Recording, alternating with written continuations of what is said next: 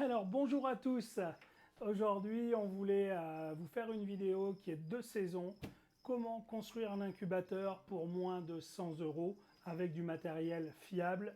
Vous verrez, c'est très simple. Un incubateur, c'est quelque chose qui est facile, il faut juste comprendre en quoi ça fonctionne. Le but c'est d'incuber des œufs, de maintenir une température et une hygrométrie. Une fois qu'on a ça, quelle que soit la solution qu'on va lui proposer, ça va convenir pour vos œufs de reptiles et ça c'est important. Donc pour fabriquer cet incubateur, rien de plus simple. Il vous faut une caisse polystyrène, un système de régulation, on va vous en proposer deux et on vous expliquera les différences, un câble chauffant et évidemment un thermomètre hygromètre pour vérifier vos paramètres. Donc là je vais vous montrer comment on installe le câble chauffant. J'ai choisi une puissance de 25 watts qui est largement suffisante puisque de toute façon elle va être thermostatée. J'aurais fait au préalable un premier trou ici pour passer mon câble chauffant.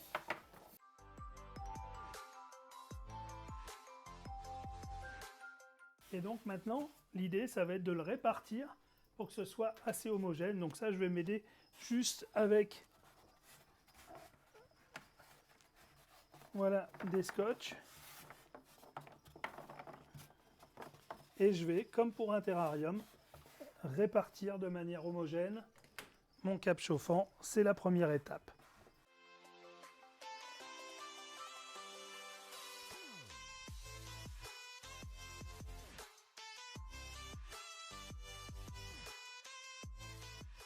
Alors, au niveau du câble chauffant, l'idée c'est de répartir à peu près équitablement le passage du cordon chauffant pour que la chaleur soit assez homogène.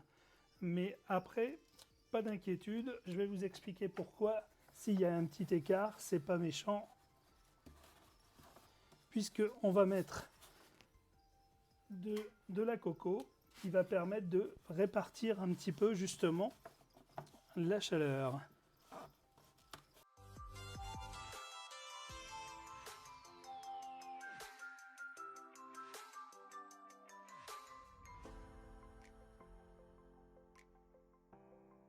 Voilà, donc là le cordon chauffant est installé. Vous voyez, on l'a réparti de manière assez homogène pour que la chaleur soit vraiment dans l'ensemble de l'incubateur.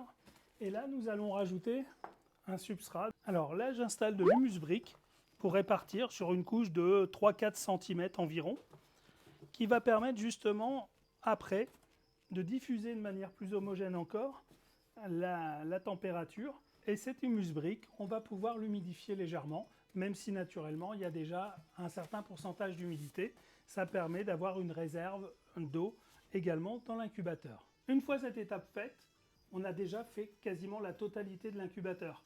Reste plus qu'à déterminer quel thermostat on va mettre. Vous avez cette possibilité de chez Reptile System, un thermostat fiable. Nous, c'est vraiment quelque chose, c'est un produit qu'on adore. Il est à moins de 30 €. C'est un bilame électronique, donc tout ou rien. Ça suffit amplement pour vos œufs de reptiles parce qu'il peut y avoir une petite amplitude de 1,5 degré. Ça ne va rien changer pour vos animaux. Ces dernières années sont apparus de nouveaux thermostats, notamment des pulses comme le pulse Komodo, qui lui va injecter du courant une fois que sa température est atteinte et va dire, voilà, vous voulez 28 degrés, vous aurez 28 degrés en permanence, quasiment sans aucun delta. Donc là, c'est un choix. Personnellement, nous, on va rester sur cette version-là qui suffit amplement parce que les œufs, vous vous en doutez bien que dans la nature, il y a de l'inertie entre le jour, la nuit, éventuellement les contractions ou pas d'une femelle si c'est elle qui couve naturellement ses œufs, notamment pour les pitons. Enfin voilà, il y a toujours des petites amplitudes. Nous, le thermostat Reptile System fonctionne très bien. Donc l'étape, encore une fois, on va passer la sonde du thermostat, voilà, dans la caisse polystyrène. Reste plus qu'à brancher le câble chauffant sur la prise qui est prévue du thermostat. Maintenant, il ne reste plus qu'à régler la température. Pour la plupart des reptiles, on sera aux alentours de 28 degrés. Évidemment, c'est ajusté en fonction de l'espèce que vous allez incuber. Maintenant, reste l'organe de sécurité, parce que votre thermostat fonctionne. Ça, on en a parlé, on en reparlera encore et encore, parce que c'est vraiment important. Que ce soit pour un terrarium, un incubateur, c'est un système de contrôle pour vérifier qu'il n'y a pas de souci. Donc là, nous, on a choisi un thermomètre hygromètre de chez Lucky Reptile, le Thermo-Hygromètre Pro. Pourquoi? Parce qu'il va vous donner les deux indications, l'hygrométrie dans votre incubateur et la température. Notre incubateur est maintenant terminé. La dernière petite astuce, ici, j'aurais fait 2 petits trous de la taille d'un stylo, juste pour permettre un léger renouvellement d'air, en sachant que l'idéal est d'aller voir 1 à 2 fois par semaine l'état de vos œufs, et ça permet en ouvrant d'aérer un petit peu l'air qui sera légèrement saturé de votre boîte d'incubation. Dans votre incubateur, vous allez devoir mettre les œufs dans des boîtes avec du substrat.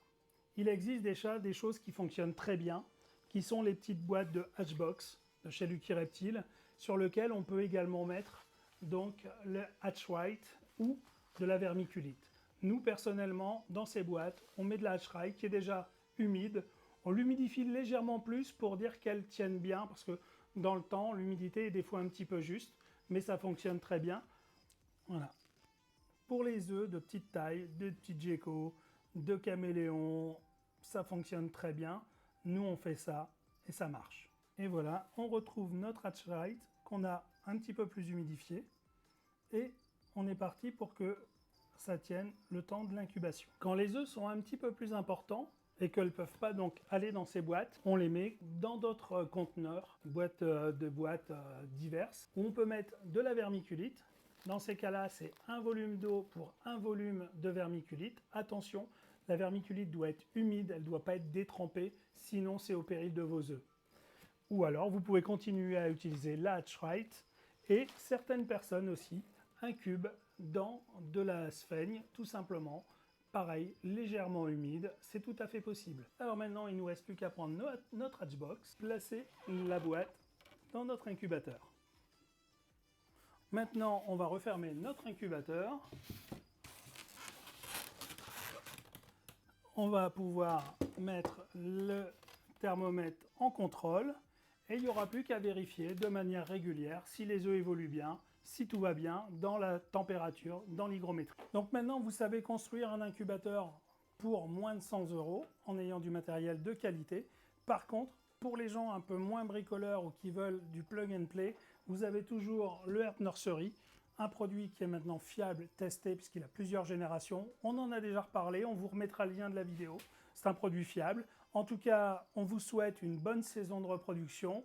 N'hésitez pas à nous poser des questions complémentaires pour des précisions. J'espère que cette vidéo vous a plu, qu'elle vous aidera à incuber vos œufs, toujours avancer plus loin dans la terrariophilie.